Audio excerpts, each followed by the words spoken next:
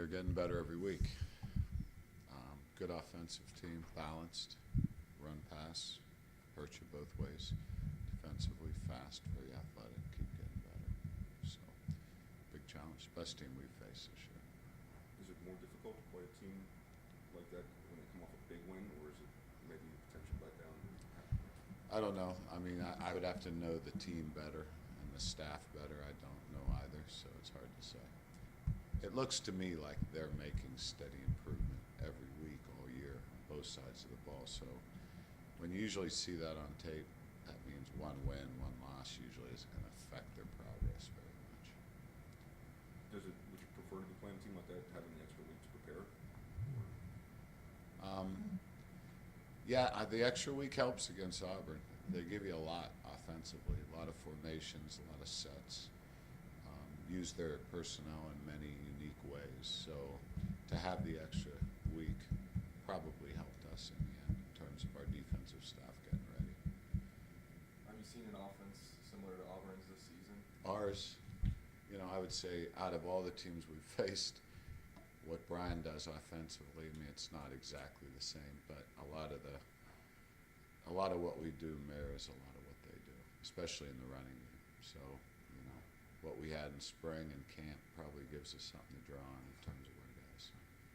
With the bye week, how much of the focus has it been on Auburn? Did you tell the players to watch a game on Saturday? Or?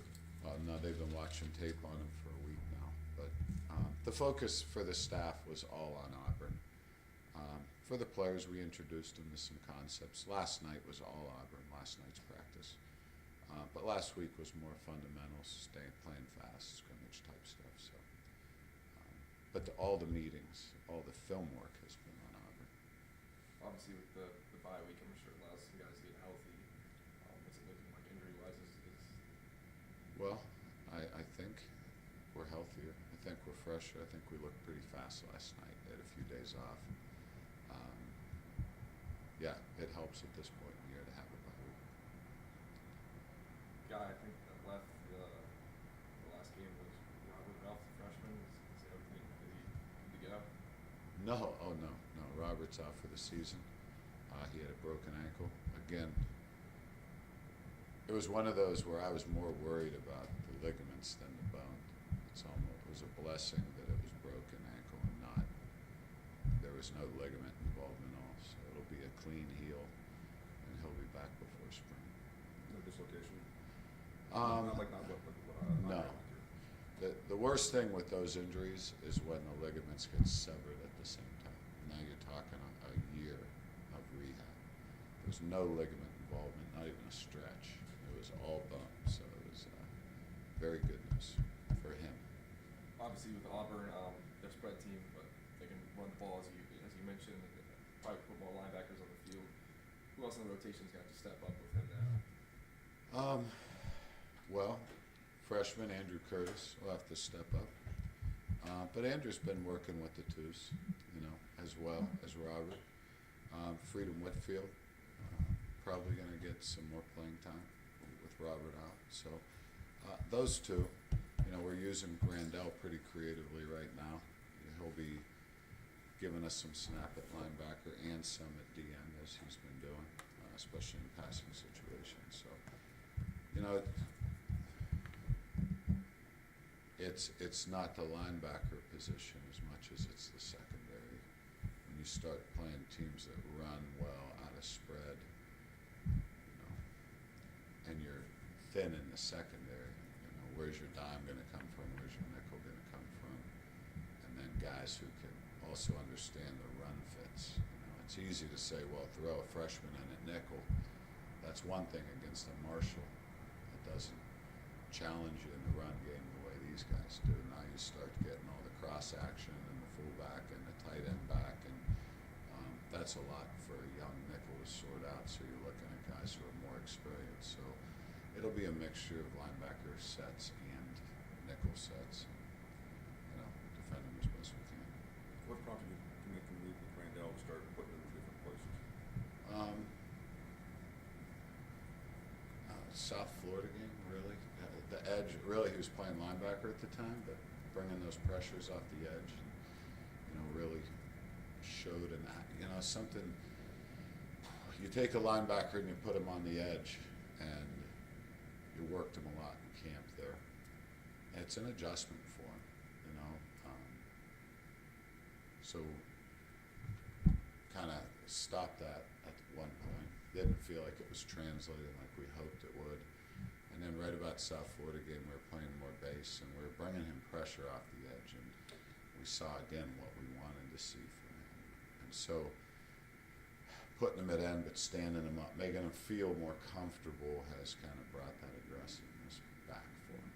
And he's just comfortable how we're using him. Again, he's not a defensive end. You know, you try not to have him in there when there's runs happening, all the different things that DN's got to know how to do, but more passing style situations.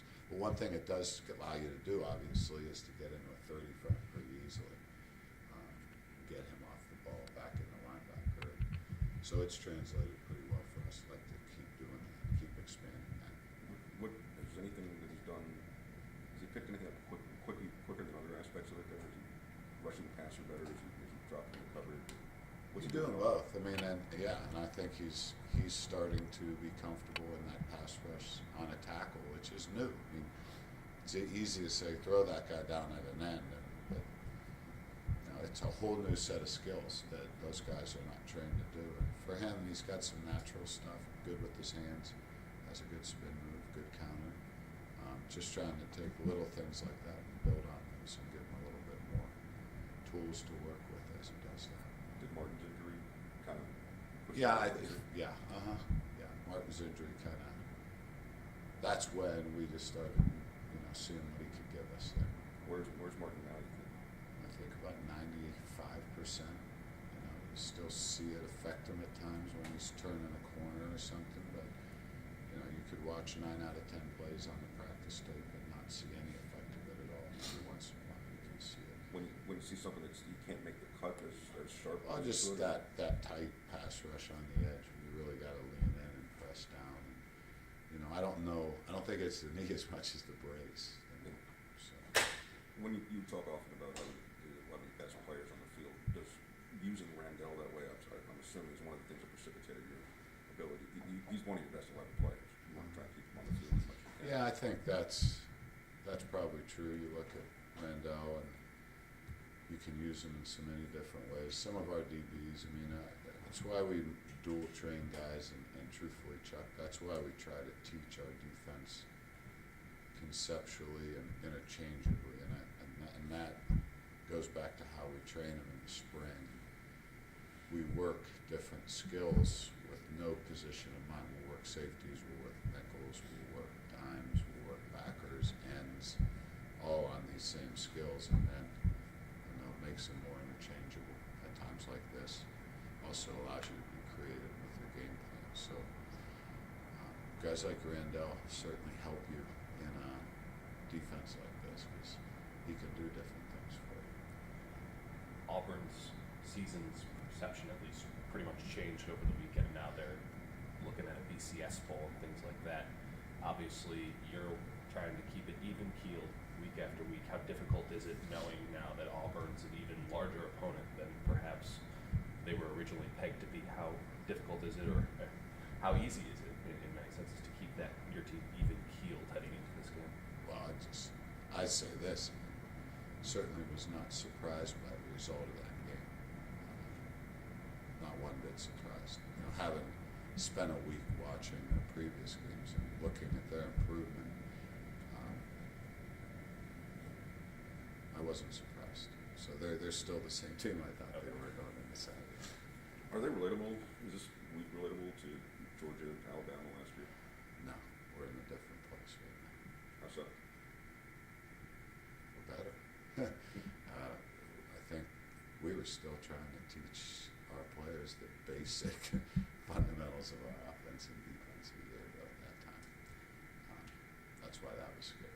You're playing guys at that, playing the teams at that level. We're just more comfortable with who we are, I think.